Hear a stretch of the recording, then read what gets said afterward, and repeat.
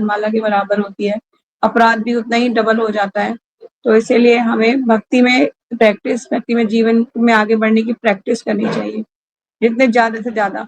जैसे कि ब्रह्म मुहूर्त में उठना, स्नान करना, कहते हैं कि तारों की छांव में स्नान कर लेना चाहिए सूर्योदय से पहले पहले।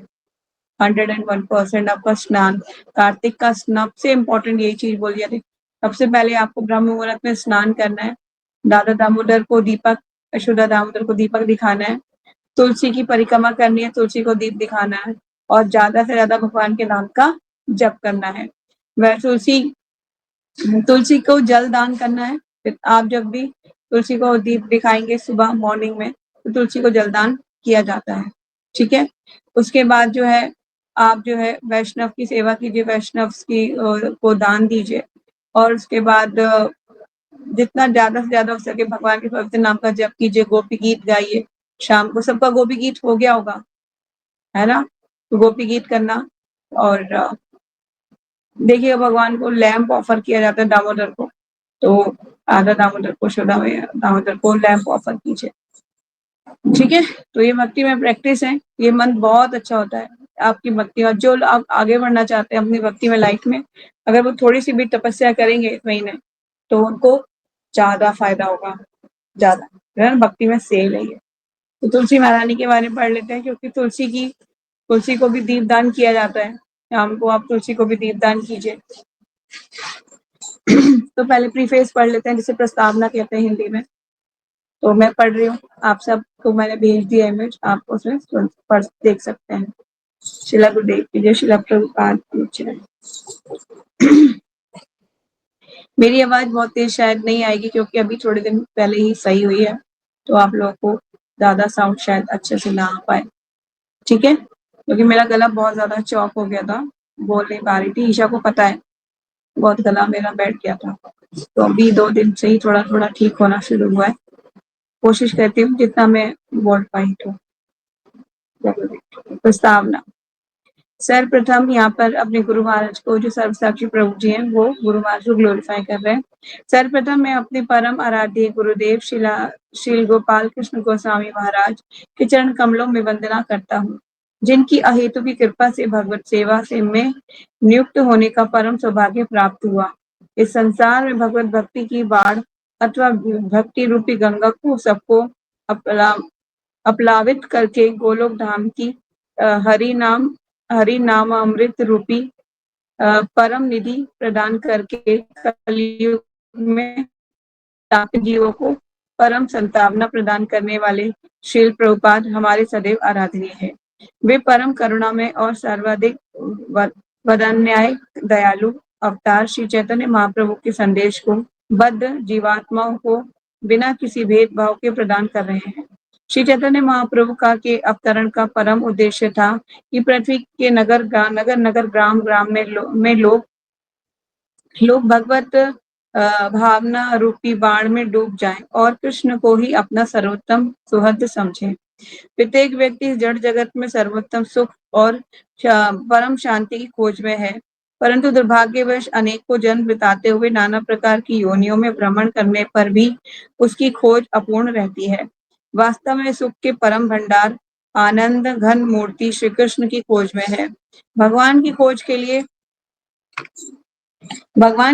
के लिए अथवा उनकी प्राप्ति हेतु व्यक्ति को उनके परम प्रिय भक्तों का सहचर्य प्राप्त करना अत्यंत आवश्यक है। वैदिक साहित्य और गौड़ीय आचार्य श्री नरोत्तम दास ठाकुर कहते हैं, ठाकुर वैष्णव गण अवनीर सुसंप्रदा। भगवत भक्ति पृथ्वी की असली संप्रदा है। क्या है भगवत भक्ति? क्या है? इस पृथ्वी की असली संप्रदा है। ऐसे वैष्णव की संगति से ही जीव का परम धन कृष्ण प्रेम सरलता से प्राप्त हो जाता है। परम भगवान श्री कृष्ण अपना सहचर्य सरलता से प्रदान करने के लिए अनेक प्रकार से अपने को प्रकट करते हैं और अपने प्रियतम भक्तों को इस तरह तल पर भेजते हैं। भगवान और उनके महानतम भक्त इस जड़ जगत में अपनी इच्छा से आते हैं और पुनः वापस गमन करते हैं। उनका यहाँ आने का और अपना कोई स्वार्थ नहीं है। वे केवल बद्ध जीवों को कृष्ण जन्म मृत्यु के बंधन से मुक्त कराने के लिए आते हैं। जो भगवान के भक्त हैं वो क्यों आते हैं संसार में? बद्ध जीवों को मुक्त कराने के लिए इस भवबंधन से, ठीक है। कोई पवित्र आत्माएं होती हैं जो हमें कोशिश करती है संसार से निकालने के लिए, है ना। तो वो आती है संसार में हम जैसे बद्ध आत्माओं को बाहर निकालने के लिए। तो भगवान स्वयं इस जगत में अवतरित होते हैं और अपने दिव्य लीलाओं के माध्यम से हमें आकृष्ट करते हैं। भगवत भक्त यहाँ आकर भगवान के कार्य में सहयोग करते हैं और कभी कभी वे साधु के रूप में आकर हमें शिक्षा प्रदान करते हैं कैसे कृष्ण चेतना का विकास करना है। इतना ही नहीं बल्कि भगवान कभी कभी नदी, पर्वत, तीर्थ स्थल और वृक्ष का रूप धारण करके हमारे भौतिक अस्तित्व को शुद्ध करते हैं। उनमें से अत्यंत उदार परम पवित्र श्रीमती तुलसी महारानी भगवत भक्ति को प्रमुख जननी है, ठीक है। अब तुलसी महारानी की महिमा को अब वो हाईलाइट कर रहे हैं। वे सर्वाधिक स्नेहमयी एवं दयालु माता की भांति हैं। यदि हम सत्य को स्वीकार करें तब सरलता से अपने आध्यात्मिक जीवन में अग्रसर होकर भगवत श्री चरणों में स्थिर हो जाएंगे। उनकी कृपा से हम अपने हृदय में की भौतिक जगत को भोगने की दूषित लालसा को शुद्ध करके अपने स्वाभाविक स्थिति जीवेर स्वरूप होए में तेरे कृष्ण दास जो कि कृष्ण का जो कि जीव का असली स्वभाव है। जीव का असली स्वभाव क्या है? क्या स्वभाव है जीव का? जीवेर स्वरूप होए कृष्ण नित्य दास, भगवान का नित्य दास है जीव। ये उसकी क्या है? असली पहचान है। तो हम सब भगवान के दास है, भगवान की सेवा के लिए है। यहाँ पर मनुष्य शरीर हमें इसलिए मिला है, इसमें स्थिर हो जाएंगे। तुलसी के प्रत्येक व्यक्ति के लिए सहज एवं सुगम है। कोई भी व्यक्ति जिनको देखकर अथवा अपने हृदय में उनका स्मरण करके तुरंत शुद्ध हो सकता है। श्रीमती तुलसी देवी भी अपने दोनों तुलसी एवं वृंदा देवी के रूपों में जगत के सभी जीवों को भगवत चरणों का आश्रय प्रदान करती हैं, ठीक है। तुलसी महारानी क्या कर रही है कि ना सबको अपना आश्रय प्रदान कर रही है। कभी आपने ध्यान से कभी इस बारे में सोचा है कि एक एक पत्ता तुलसी महारानी कितना इंपॉर्टेंट है। मैं एक बार सोच रही थी कि तुलसी महारानी का एक एक पत्ता भगवान का एक एक मील है, मतलब भगवान का एक एक भोजन है ना। भगवान बिना तुलसी के कोई कुछ स्वीकार नहीं करते। तो जब तक तुलसी का एक पत्ता किसी भी प्रसाद में हम डब डाल के भगवान को देते हैं, भोग देते हैं, तो एक एक प्रसाद फिर वो भगवान से ग्रहण करते हैं। तो कितना इंपॉर्टेंट है पत्ता तुलसी महारानी का, है ना। तो कैसे उसकी हमें केयर करनी है, कैसे उसकी महिमा होती है, वो हम सीखेंगे इसमें। तुलसी की आराधना करना मंदिर के प्रातःकाल कार्यक्रम का एक अनिवार्य अंग है। यद्यपि हम उन्हें प्रतिदिन देखते हैं, परंतु हम पूर्ण रूपेण ये नहीं समझ पाते कि हमारे समक्ष कितने महान व्यक्तित्व हैं। वे उन महान एवं प्रसिद्ध महानुभावों में से एक हैं जो हमारे सामने वृंदावन को अनावृत करते हैं, ठीक है। तो तुलसी महारानी का जो कोई भी पौधा होता है तो वो ये होता है कि भगवान की पूजा के लिए है। मतलब इतना ऑस्पिशियस है कि उसके होने से ही सारी मतलब सारी दुर्विचार, सारी गलत एक नेगेटिविटी सब दूर हो जाती है। और वो मतलब ये हाईलाइट करता है कि आपकी भक्ति की वो कितनी है, ग्रोथ कितनी है। जितना तुलसी महारानी का पौधा ग्रोथ करेगा, आपकी समझ लीजिए भक्ति उतनी ही ग्रोथ करेगी, ठीक है। तो आगे चलते हैं। परंतु हम पूर्ण रूपेण ये नहीं समझ पाते कि हमारे समक्ष कितने महान व्यक्तित्व हैं। वे उन महान प्रसिद्ध महानुभावों में से एक है जो हमारे सामने वृंदावन को अनावृत करते हैं। 5 महानुभाव हैं, तुलसी, यमुना, गोवर्धन, पौर्णमासी एवं गोपेश्वर महादेव। ये कौन से महानुभाव है? ये 5 महानुभाव के बारे में यहाँ पे बता रखा है कि ये 5 महानुभाव है। कौन कौन? तुलसी, यमुना, गोवर्धन, पौर्णमासी और गोपेश्वर महादेव। आपको तुलसी के बारे में तो पता है, यमुना जी के बारे में भी पता है, गोवर्धन के बारे में भी सब लोग जानते हैं आई थिंक, है ना। पौर्णमासी, कोई बता सकता है पौर्णमासी कौन है? माता जी वो कृष्णा की बहिरंगा शक्ति। वो भगवान की लीलाओं को आगे वो करने में, उनको विस्तार करने में सहयोग करती है। देखा था ना, श्रीमती राधा रानी पढ़ा था ना, पौर्णमासी देवी करती है। और गोपेश्वर महादेव के बारे में कुछ बताइए, कोई बता सकता है?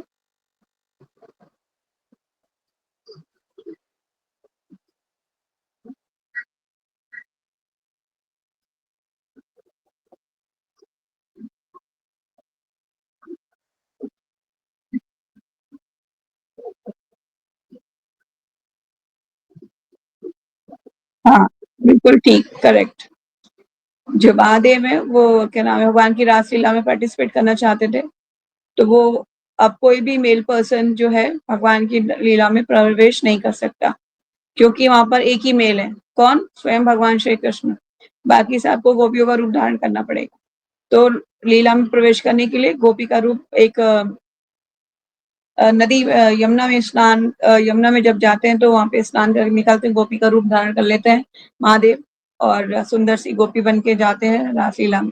तो जो गोपियां होती है ललिता विशाखा और बहुत से ऐसी गोपियां होती है, वो कहती है ये लंबी चौड़ी गोपी कहाँ से आ गई, इतनी लंबी चौड़ी गोपी है, ये अजीब सी गोपी है, इतनी बड़ी गोपी हमारे भी। तो भगवान इशारा करते हैं गोपियों को कि ना आने दो, आने दो। वो समझ जाते हैं कि महादेव है, क्योंकि वैष्णव नाम यथा शंभु। जो भगवान शिव जी हैं वो वैष्णवों में कौन है? महान है, अत्यंत महान। तो हमसे हमें सबको उनसे एक याचना करनी चाहिए, भौतिक कुछ नहीं मांगना चाहिए, उनसे यही मांगना वांछा कल्पा करना चाहिए उनसे, और ये प्रार्थना करनी चाहिए कि जिस तरह से आप भगवान के परम वैष्णव हैं, भक्त हैं, और भगवान को हृदय में धारण करते हैं, उस तरह से हमें भी आशीर्वाद दीजिए, हम भी भगवान के परम भक्त बन सके। ठीक है, तो हमें वो अगर हम वैष्णव से तो कृपा की याचना कर सकते हैं ना, तभी तो हमें भगवान की प्रेममयी भक्ति मिलेगी। ऐसे थोड़ी नहीं मिलेगी रेडीमेड, कोई खरीदने, कोई वस्तु नहीं है कि खरीद के ले आओगे और आपको मिल जाएगा। कृपा की याचना करनी पड़ेगी जिनसे, जिनके पास ये धन है ना। जिसका धन होता है उसी से तो ले सकते हैं। भगवत भक्ति का धन किसके पास है? वैष्णव के पास है। तो उनकी कृपा की याचना करते हैं, उनके चरणों में प्रणाम करते हैं, उन्हें भोजन खिलाते हैं, वो संतुष्ट होकर हमें आशीर्वाद देते हैं, तब हमारी भक्ति की लता आगे बढ़ती है। अदरवाइज इतनी we are not capable to, इतने एफर्ट्स नहीं है हमारे पास, ना इतनी भक्ति है, ना इतनी स्वीकृति है कि हम डायरेक्ट भगवान को अप्रोच कर पाए। वैष्णव के थ्रू ही कर सकते हैं। ठीक है, तो भगवान इसलिए महादेव जो है, महादेव से कृपा की याचना कर सकते हैं। तो हमने पढ़ लिया कि 5 महानुभाव हैं, यमुना देवी, तुलसी, यमुना, गोवर्धन, पौर्णमासी और गोपेश्वर महादेव। आपके पास कॉपी पेन अगर आपने लिया हुआ है तो नोट डाउन कर सकते हैं। शील भक्ति सिद्धांत सरस्वती ठाकुर कहते हैं कि तुलसी इस जगत का एक भगवान का वृक्ष अवतार, वृक्षचर अवतार है। तो कह रहे हैं कि भक्ति सिद्धांत सरस्वती ठाकुर कह रहे हैं कि भगवान का जो वृक्ष अवतार है वो तुलसी महारानी को कह रहे हैं, जिनकी आराधना और सेवा करने के से अधम व्यक्ति भी परम पद को प्राप्त कर सकता है। जिनकी सेवा से क्या हो सकता है? अधम से अधम, पापी से पापी व्यक्ति भी क्या हो सकता है? तर सकता है। तो तुलसी कितनी महान है, कितनी महान है। ठीक है, यस। पद्म पुराण में पार्वती देवी अपने पति शिव जी से कहती हैं, हे देव, मुझे बताइए आराधनाओं में सर्वश्रेष्ठ आराधना किसकी है? पार्वती जी शिव जी से कह रही है कि आप बताइए कि जो आराधना है, मतलब जो हम प्रेयर्स करते हैं, उनमें सबसे प्रेयर किसकी है? शिव जी उत्तर देते हुए कहते हैं, वैष्णवेर आराधना परम। क्या कह रहे हैं? वैष्णव की आराधना परम है ना। तो तुलसी महारानी कौन है? परम वैष्णव है। तो कह रहे हैं वैष्णवेर आराधना परम। तो तुलसी महारानी की आराधना करने से वैष्णव की आराधना हो रही है। आपको यकीन नहीं होगा, जब मैं अपनी तुलसी गार्डन सबने देखा हुआ है ना, आप सब लोगों ने देखा है, 108 से ज्यादा तुलसी महारानी है वहां पे।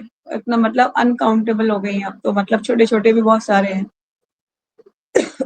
तो जब मैं उन्हें प्रणाम करती हूँ तो मैं सिर्फ एक वैष्णव को प्रणाम नहीं कर रही, मैं 108 से ज्यादा वैष्णव को प्रणाम कर रही हूँ। तो कहने का मतलब ये है कि इतने सारे वैष्णव को मैं प्रणाम कर रही हूँ, और जितनी बार मैं प्रणाम कर रही हूँ उतना ही ज्यादा मुझे उनकी आशीर्वाद मिल रहा है। ठीक है, और वहां पे बैठ के चैंटिंग सो पावरफुल। ईशा ने करी है, ईशा एक्सप्लेन कर सकती है थोड़ा फीलिंग। कैसा, कैसे लगा आपको वहां पे चैंटिंग करके?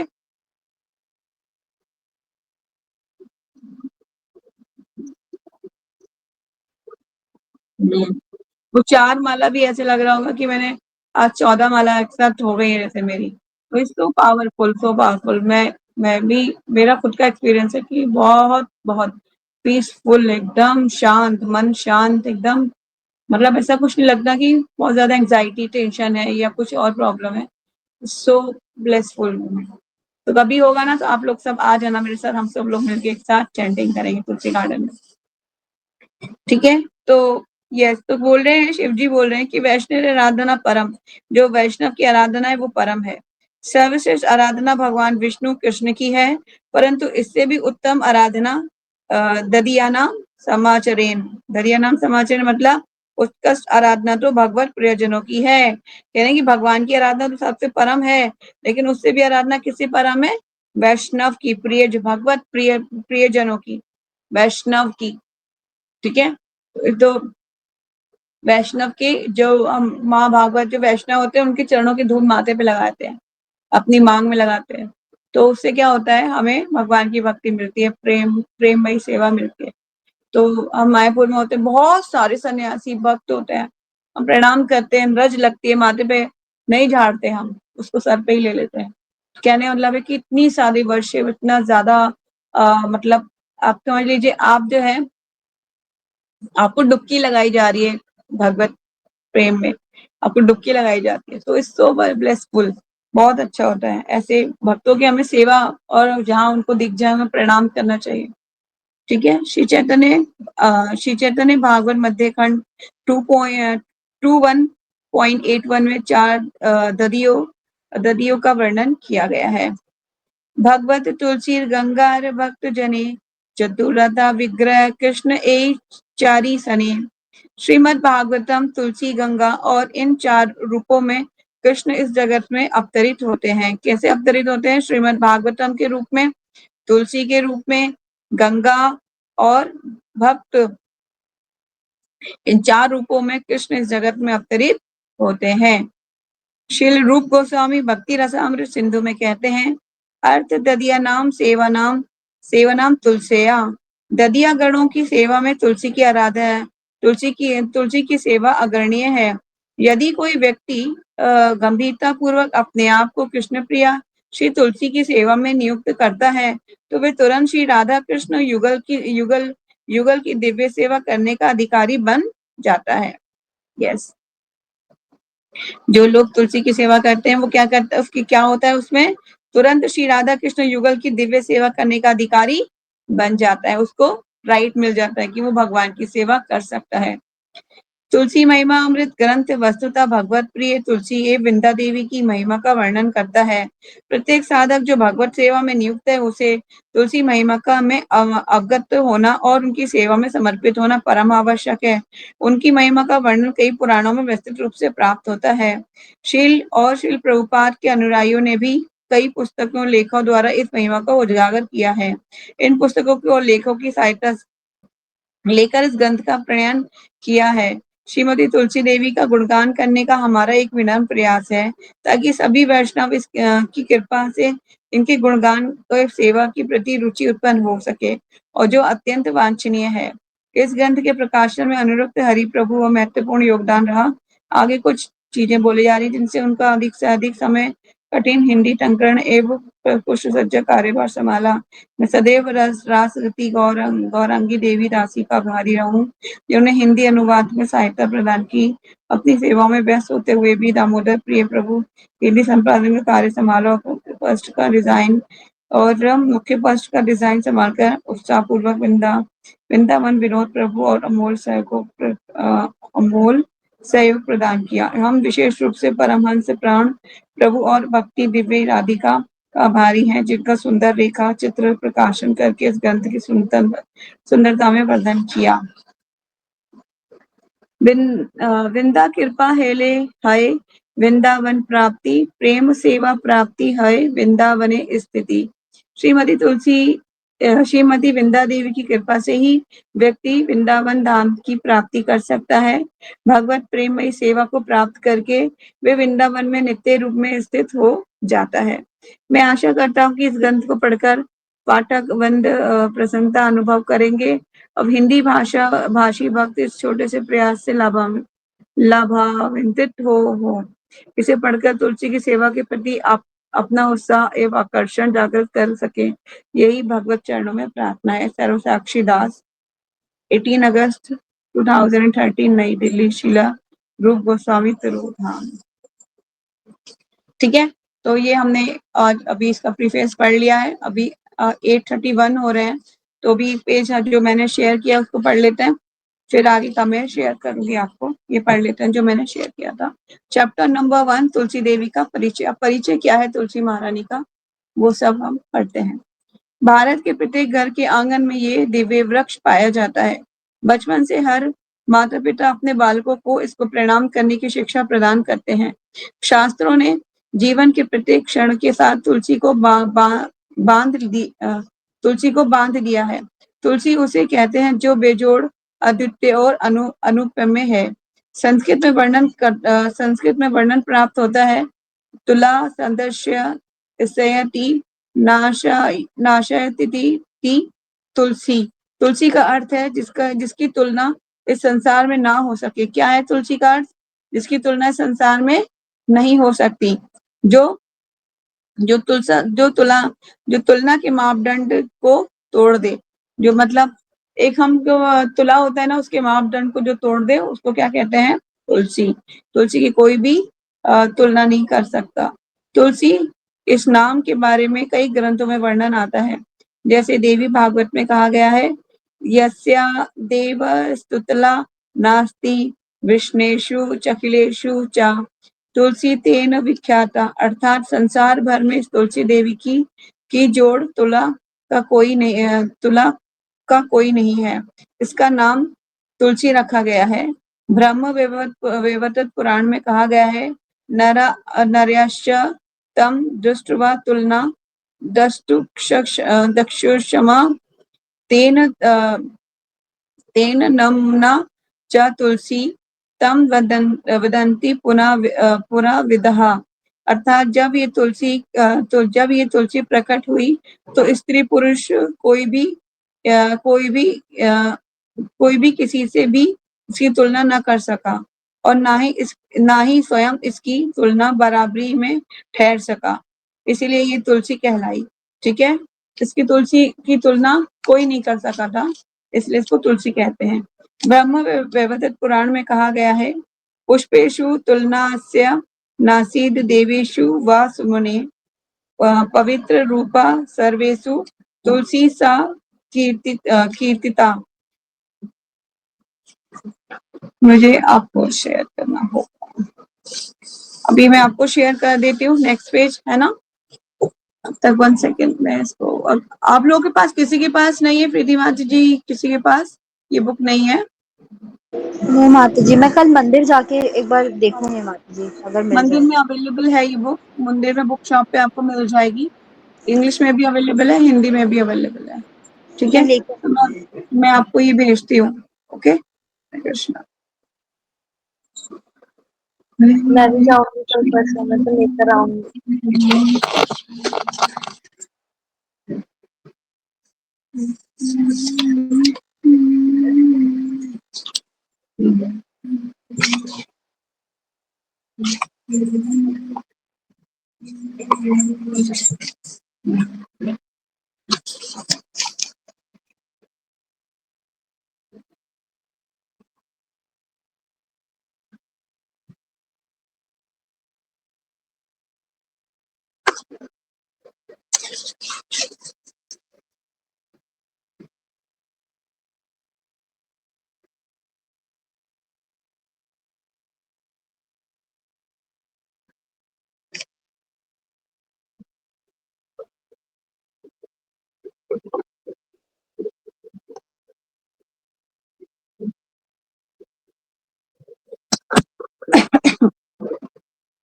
हरे कृष्णा, मैंने आपको सेंड कर दिया है।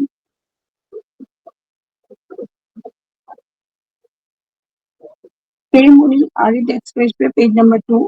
हे मुनि, सभी पुष्प समूहों में एवं सभी देवियों में इसकी कोई तुलना नहीं है। इसी कारण इसे समस्त पुष्प एवं देवियों में पवित्र रूप वाली इस देवी को तुलसी कहकर वर्णित किया गया है। ये कौन से पुराण में मिलता है हमें? ब्रह्म वैवर्त पुराण में। ठीक है, इसलिए तुलसी के बारे में कोई भी आपसे पूछे तो आप उसको बता सकते हैं कि शास्त्रों में कहाँ वर्णन है इसका। ब्रह्म वैवर्त पुराण में मैंने अभी पढ़ा। ऐसे मैंने राधा रानी के बारे में आपको बताया था कि इतने इतने पुराणों में उनका बखान है। इस तरह से आपको इसको भी नोट्स बनाने हैं कि कहाँ कहाँ तुलसी महारानी का वर्णन हमें कौन कौन से पुराण में मिलता है।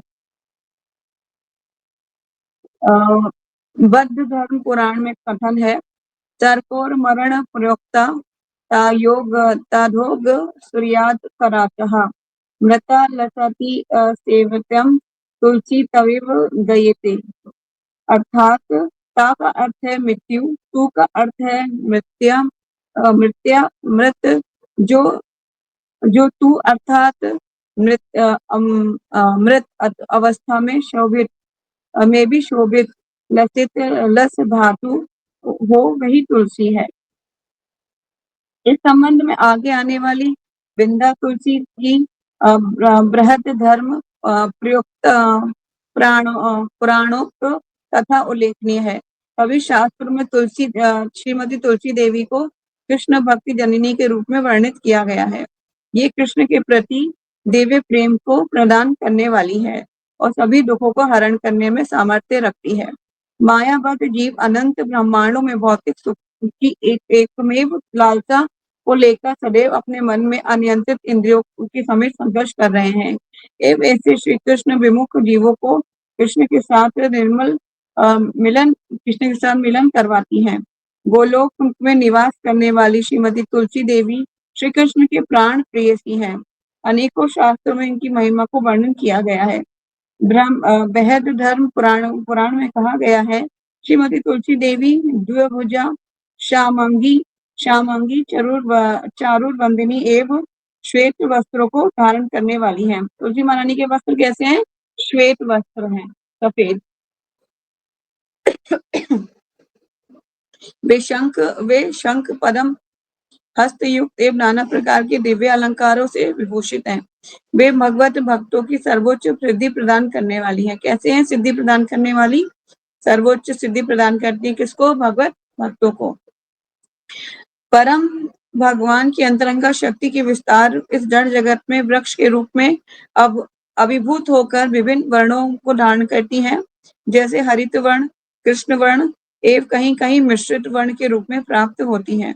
इस मृत्यु जगत में श्रीमती तुलसी देवी कभी शंखचूड़ जलंधर धर्मदेव की पत्नी के रूप में अभिभूत होती हैं और कभी कभी भगवान विष्णु के नयनाक्षु में प्रकट हो जाती हैं। इस जगत में किसी भी प्रकार से प्रकट क्यों ना हो, परंतु वे सर्वदा कृष्ण परायण मतलब कृष्ण आसक्त हैं। इस जगत में उनकी भगवत आसक्ति की तुलना करना असंभव है। ठीक है, उनकी भगवत भक्ति की जो आसक्ति है उनकी, उसकी तुलना असंभव है। Next page. तुलसी देवी भगवत अंतरंगा शक्ति। ब्रह्म वैवर्त पुराण में वर्णन आता है कि किस प्रकार से तुलसी देवी भगवान की अंतरंगा शक्ति है और उनसे अभिन्न है। प्राचीन कथा का वर्णन करते हुए नारायण ऋषि नारद जी से कहते हैं, तुलसी, सरस्वती, गंगा ये तीनों भगवान की भार्या हैं। भार्या मतलब कौन होता है? वाइफ। यस, कौन सा? लक्ष्मी, सरस्वती, गंगा ये तीनों भगवान की भार्या हैं। एक बार सरस्वती को संदेह हो गया कि भगवान मेरी अपेक्षा गंगा से अधिक प्रेम करते हैं। किसको संदेह हो गया? सरस्वती को। तब उन्होंने भगवान को एक कुछ कड़े शब्द कहे। फिर वे गंगा पर क्रोध करके कठोर शब्द कहने लगी। तब शांत स्वभाव वाली श्री लक्ष्मी देवी ने उन्हें रोक दिया। इस पर क्रोधित होकर सरस्वती ने आवेश में आकर लक्ष्मी को गंगा का पक्ष लेने वाली समझकर श्राप दे दिया कि तुम निश्चय ही वृक्ष रूपा और नदी रूपा हो जाओगी। गंगा ने भी सरस्वती को कहा कि तुम भी मृत्यु जगत में जहाँ पापी लोग निवास करते हैं वह नदी रूप हो जाओ। इस समय चतुर्भुज रूप भगवान विष्णु वहां आए और सबको समझाया। भगवान ने लक्ष्मी देवी को कहा कि तुम अपनी कला से राजा धर्मध्वज के घर जाओ। तुम किसी की योनि से उत्पन्न होकर भूलोक में प्रकट हो जाना। वहीं तुम वृक्ष रूप में निवास करोगी, जहाँ शंखचूड़ नाम के एक असुर की पत्नी बनोगी, जो मेरे ही अंश से प्रकट होगा। कुछ समय पश्चात ही तुम मेरी भार्या बनकर सौभाग्य प्राप्त करोगी और संपूर्ण जगत के तीनों लोगों को पावन करने वाली तुलसी का नाम से तुम्हारी प्रसिद्धि होगी। ऐसे सुनकर लक्ष्मी देवी हर्षित हो जाती हैं। इस कथा के अनुसार तुलसी देवी भगवान की भार्या लक्ष्मी से अभिन्न है। ठीक है, अब आप कहेंगे माता जी ये स्टोरी कहाँ से आ गई, ये स्टोरी तो हमने कभी सुनी ही नहीं। तो समझिए कि हर एक अलग अलग कल्प में अलग अलग घटनाएं घटती हैं, तो उसी तरह से अलग अलग कॉन्टेक्स्ट में अलग अलग चीजें हमें पढ़ने को सुनने को मिलती हैं। ठीक है, तो उसमें कल्पभेद भी हो सकता है। Next page number 4, Tulsi Devi का स्वरूप का वर्णन। भगवान विष्णु के प्रति बंधनकारी श्रीमती तुलसी के प्रकृति का वर्णन बृहद धर्म पुराण में प्राप्त होता है। अर्ध संख्यो कार्तिके वेमासी दामोदर प्रिय अमावस्या स्थितो पृथ्वा प्राप्त बदुर्भव सह। दामोदर भगवान को प्रिय रास कार्तिक में अमावस्या की तिथि में प्रातः काल में इस भूतल में तुलसी अभिभूत हुई। श्रीमती तुलसी देवी पृथ्वी पर प्रकट होकर इस जड़ जगत में सर्व जीवों की को दृष्टिगोचर हुई। ठीक है, कब हुई थी? दामोदर मास में, कार्तिक मास में तुलसी देवी का प्राकट्य हुआ था। आपको याद होगा हम लोग इस कार्तिक में तुलसी शालिग्राम विवाह भी करते हैं, पता है, लास्ट में करेंगे हम कार्तिक पूर्णिमा पे। तो बृहद धर्म पुराण में पूर्व खंड के 8वें अध्याय में कहा गया है, प्रादुर्भावे तरो तस्मिन् देवो नारायण प्रभु आज गाम महाशने दुर्दशा तुलसी भूर्वी महामेघ प्रभा श्यामा स्कंद पल्लभ शोभितम दले संख्यो संपूर्ण महामंत्रमयी स्थिर राम ज्वलंती स्वेन महसा गंधमोदितम मुखाम। श्रीमती तुलसी देवी के वृक्ष के रूप में प्रकट होने के तुरंत बाद भगवान विष्णु ने शिवजी के सहित आकर उनका दर्शन किया। सर्वप्रथम उन्होंने देखा कि महामेघ जिनमें असीम जल राशि का धारण किया है, जैसा श्याम वर्ण और स्कंद एवं अनेकों पल्लवों से शोभित असंख्य पत्रों से पूरित महामंत्रमयी एवं स्थिरा श्री तुलसी देवी ज्वलायमान ज्योति के समान और अपनी अतुलनीय मंत्र मुक्त करने वाली दिव्य सुगंध की सारी दिशाओं को मुक्त करके विराजमान हुई।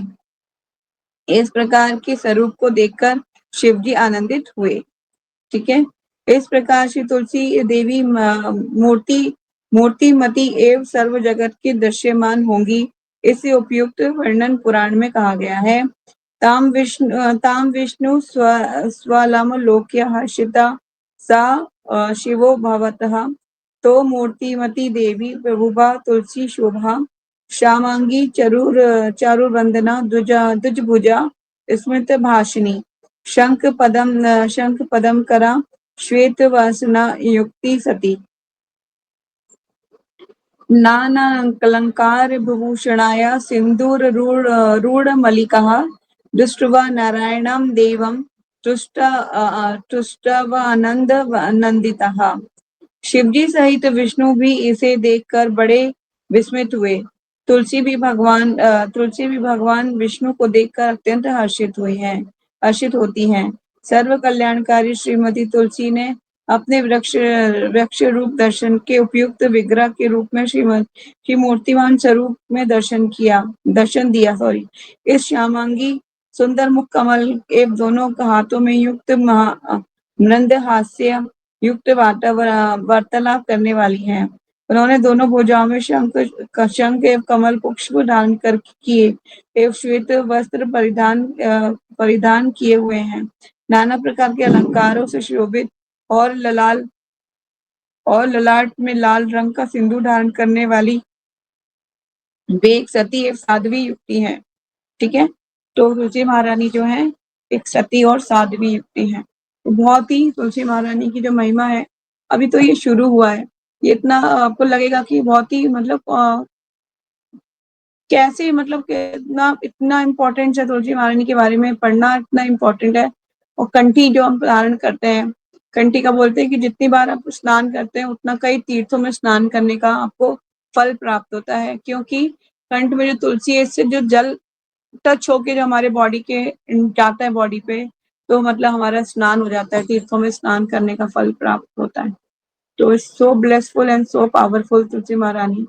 ठीक है, तो आज का हमने चैप्टर यही कंप्लीट करना है, नेक्स्ट हम करेंगे कल। तो कोई डाउट, कोई क्वेश्चन? अभी हमारे पास है टाइम, 8:47 हो रहे हैं अभी। माता जी मुझे यही पूछना था कि मतलब जैसे इसमें इस कल्प के अकॉर्डिंग बताया गया है कि लक्ष्मी देवी मतलब थोड़ी दुष्ट हो गई थी, तो मतलब इस कल्प के अकॉर्डिंग तुलसी देवी लक्ष्मी स्वरूपा ही है। हाँ, लक्ष्मी स्वरूपा है। आपको देखा होगा आपने बहुत बार, तुलसी महारानी को भगवान के एकदम पास रखा जाता है, तुलसी के वृक्ष को, है ना, एकदम पास रखा जाता है। तो कल्पों के में अलग अलग, अभी तो स्टोरी शुरू हुई है, अभी जाके हमने बहुत बड़े उसमें जाके उनके रहस्य को खुलेंगे, बहुत सारे रहस्य खुलेंगे तुलसी महारानी को लेकर। तो सो पावरफुल, उनका एक एक पत्ता, कोशिश ये करनी चाहिए कि आपके पैर के नीचे ना आ जाए किसी भी तरीके से। अगर आ भी जाता है बाय डिफॉल्ट, कुछ भी प्रॉब्लम से, कुछ भी कैसे भी मतलब जाने ना जाने, तो आपको उसको मतलब सर से लगा के उसको क्षमा मांग के आगे साइड में कर देना है, पर कोशिश करनी है कि ना हो। तुलसी गार्डन की सफाई करना, झाड़ू लगाना, is so blessful, so blessful. हमारे दीदी कितने वैष्णव, हम तो तुलसी महारानी कितनी सारी सेवा कर रहे हैं, है ना, इज सो ब्लेसफुल। हरे कृष्ण प्रिया प्रभु जी आए थे उस दिन हमारे घर की जो भगवान श्याम सुंदर के बर्थडे में। तो प्रभु जी, मैं अपनी तारीफ नहीं कर रही हूँ, तो प्रभु जी बोले कि इतनी सारी तुलसी एक साथ, आपने तो मंदिर के जैसे तुलसी गार्डन बना दिया जैसे हमारे मंदिर में है। तो मैंने ये प्रभु जी, बस मेरी इंटरनल इच्छा थी कि मैं बहुत सारे तुलसी के प्लांट लगाऊं। तो मैंने मायापुर में देखा कि पूरी हम परिक्रमा कर रहे, मतलब एवरी स्टेप पे तुलसी महारानी के वृक्ष थे। तो वहां की चैंटिंग सो पावरफुल, हम हर जगह से जा रहे हैं, तुलसी के वृक्ष थे, श्यामा तुलसी ब्लैक, तो बहुत ही ब्लेसफुल है तुलसी महारानी का जो तो वो मेरी इंटरनल इच्छा, मैंने उसको मतलब कोशिश किया। और एक भी वृक्ष को कोई टूट जाता है या गिर जाता है या कुछ हो जाता है ना, तो जस्ट मेरा दिल एकदम, मैं रोने लगती हूँ कि मेरा एक एक वृक्ष कितने एकदम क्यों हो गया उनके साथ, ऐसा कैसे हो गया। क्योंकि कुछ टाइम पहले एक तुलसी का पौधा हमारा हमारे हमारे बालकनी से गिर के नीचे चला गया था, गिर गया था, वो टूट गया था। तो वो मिल गया था मुझे, किसी मेरे नेबर्स ने बता दिया था कि आपका तुलसी का पौधा ऊपर से गिर गया है।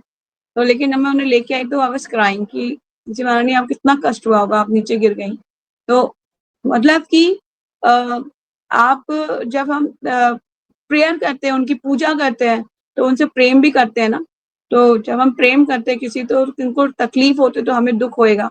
तो इसलिए हमने उनको क्षमा मांगी और फिर मैंने उनको अलग किसी गमले में प्लेस करा अपने हाथों से। कहने का मतलब यह है कि तुलसी की जो वृक्ष है, जितना ही आप उनकी केयर करोगे तो उतना ही आपको भगवान की कृपा प्राप्ति होगी। और कार्तिक का मन तो इतना पावरफुल है, इतना पावरफुल है, कहते हैं कि ना अपना अपने आप को पूरी तरह से ना झोंक दो इस मंत्र में, जितनी भक्ति आप करना चाहते हो ना कर डालो। आप देखोगे अगले कार्तिक आने तक ना आप भक्ति में आगे बढ़ जाओगे, स्टेप भक्ति की लता आगे बढ़ जाएगी। लेकिन अगर आपने कुछ भक्ति में सेवाओं को छोड़ दिया तो और अपराध ज्यादा कर दिए, तो वही उतना ही आपको उतने ही कदम पीछे चले जाओगे। तो इसको मतलब अलर्ट अलर्ट रहना चाहिए हमें भक्ति में, कार्य में बात करनी। ठीक है, और कोई क्वेश्चन किसी का?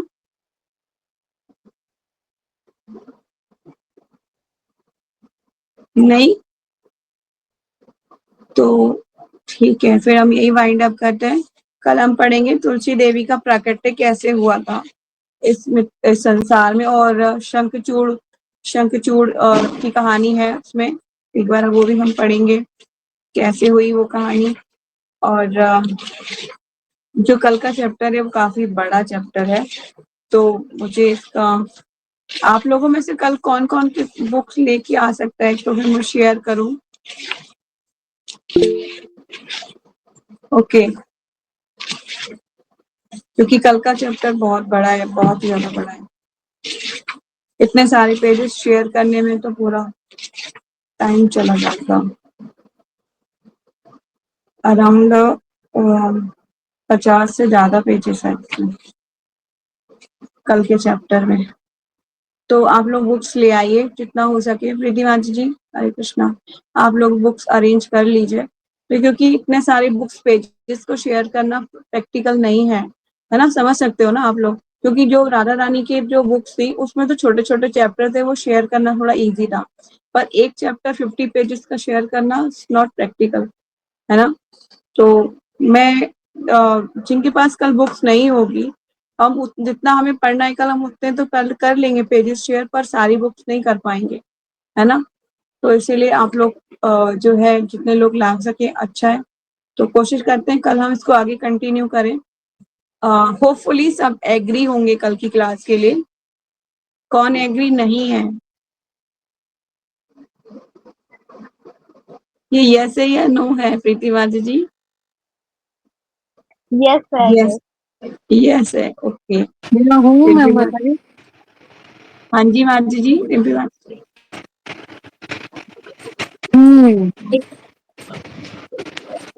हाँ जी।